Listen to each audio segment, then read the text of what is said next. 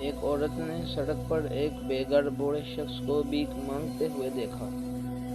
اس کے بال بڑے ہوئے اور کپڑے پھٹے ہوئے تھے۔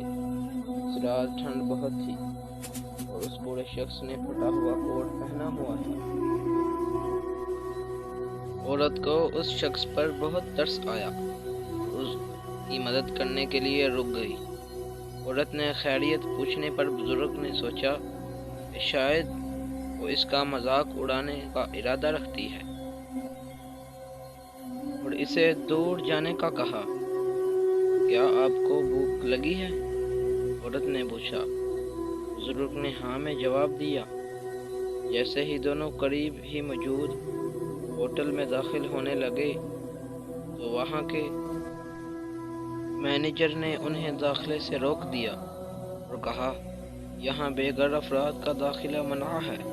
بوڑھے شخص جو اس رویے کا عادی تھا مایوس ہو کر واپس جانے لگا۔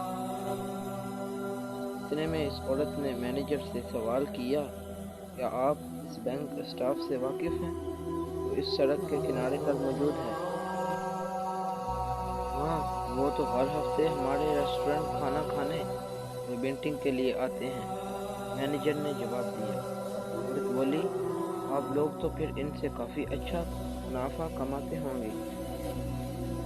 تو مینیجر نے تلخ کلامی سے جواب دیا، آپ کیوں پوچھ رہی ہیں؟ سر، میں اس بینک کی ایسی ہوں، عورت نے جواب دیا۔ مینیجر نے ایک لفظ بھی منہ سے نکالے بغیر سب کو اندر آنے کا کہا۔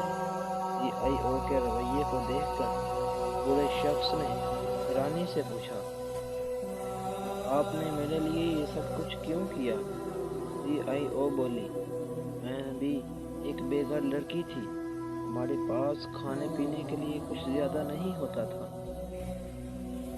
اور جب کبھی میری امی کچھ پیسے جمع کرتی تھی کہ ہم ریسٹورنٹ میں کھانا کھا سکیں تو ہم سے اسی طرح کا سلوک کیا جاتا تھا۔